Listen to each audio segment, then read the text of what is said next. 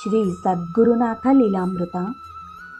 ಸ್ವಾತ್ಮಾರಾಮಂ ನಿಜಾನಂದಂ ಶೋಕಮೋಹ ವಿವರ್ಜಿತಂ ಸ್ಮರಾಮಿ ಮನಸಾ ನಿತ್ಯಂ ವೆಂಕಟಾಚಲ ದೇಶಿಕಂ. ಸತ್ಸಂಗ 52. ಹಣ್ಣೆಲೆ ಇದೆಯಾ ಹುಡುಕಿತ. ಗುರುನಾಥರ ಬಳಿ ತಮ್ಮ ನೋವನ್ನು ತೋಡಿಕೊಂಡವರಿಗೆ ಅವರವರ ಭಾವ ಭಕುತಿಗನುಗುಣವಾಗಿ ಚಿತ್ರ ವಿಚಿತ್ರ ರೀತಿಯ ಉಪಶಮನಗಳು ದೊರೆಯುತ್ತಿದ್ದವು. ಕೆಲವೊಮ್ಮೆ ತಪ್ಪು ಮಾಡುವುದಾರೋ ಮತ್ತಾರನ್ನು ತನ್ನ ಪರವಾಗಿ ಗುರುನಾಥರ ಬಳಿ ಕಳಿಸಿದರೆ ಅದನ್ನವರು ಒಪ್ಪುತ್ತಿರಲಿಲ್ಲ. ಉಪ್ಪು ತಿಂದವನು ನೀರು ಕುಡಿಯಬೇಕಯ್ಯ, ಅವನು ಬರಲಿ ನೋಡೋಣ ಎಂದು ಬಿಡುತ್ತಿದ್ದರು. ಹೀಗೆಯೇ ಒಂದು ಸಂಸಾರದಲ್ಲಿ ತನ್ನ ಪತಿಯ ವ್ಯವಹಾರದಲ್ಲಾದ ಅವಘಡದಿಂದ ಮುಂಬರಬಹುದಾದ ಅನಾಹುತದಿಂದ ರಕ್ಷಣೆ ಪಡೆಯಲು ಹೆಣ್ಣು ಮಗಳೊಬ್ಬರು ಗುರುನಾಥರ ಬಳಿ ಬಂದರು.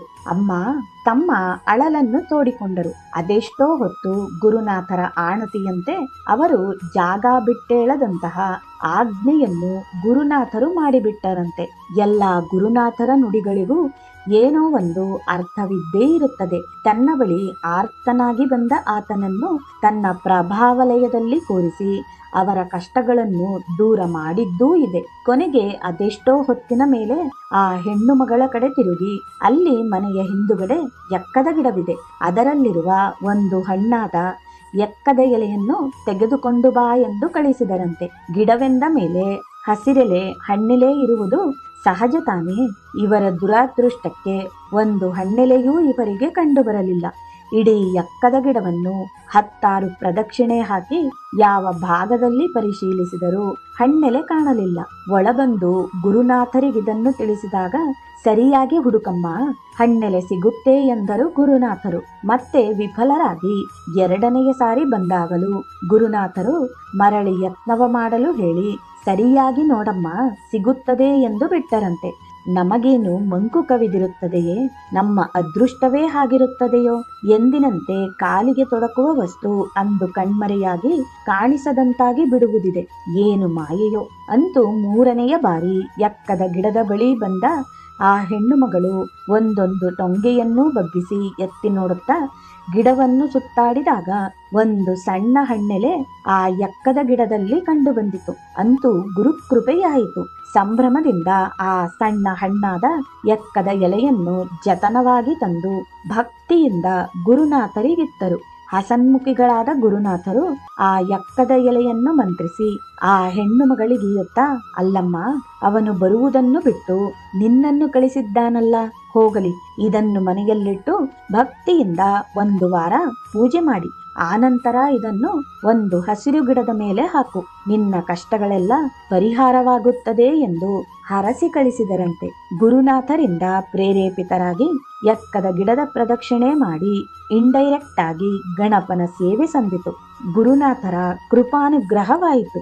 ಅಂತೂ ಸಖರಾಯ ಪಟ್ಟಣದಿಂದ ಕಡೂರಿಗೆ ಬರುವಾಗಲೇ ಇವರಿಗೆ ತಮ್ಮ ಕಷ್ಟ ಪರಿಹಾರವಾದ ಬಗ್ಗೆ ಫೋನ್ ಬಂದಿತ್ತು. ಅಲ್ಲದೆ ಯಾರೋ ಮಾಡಿದ ತಪ್ಪಿನಿಂದ ಮತ್ತಾರದ್ದೋ ಮೇಲೆ ಬರಲಿದ್ದ ಆರೋಪವೂ ತಪ್ಪಿತ್ತು. ಗುರುನಾಥರ ಒಂದು ದರ್ಶನ ಅವರ ಪ್ರಭಾವಲಯದಲ್ಲಿ ಒಂದಷ್ಟು ಹೊತ್ತು ಕುಳಿತದ್ದು ಇವರ ಅದೆಷ್ಟೋ ಸಮಸ್ಯೆಗಳನ್ನು ನಿವಾರಿಸಿತ್ತು.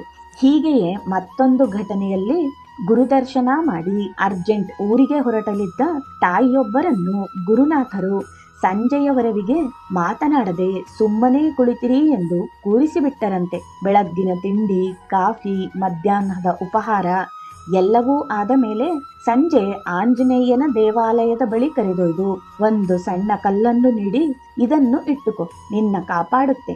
ನನಗೇನು ನಿಮ್ಮನ್ನು ಇಲ್ಲಿ ಸುಮ್ಮನೆ ಕೂರಿಸಿ ಊಟ ಹಾಕಲು ಗ್ರಹಚಾರವೇ?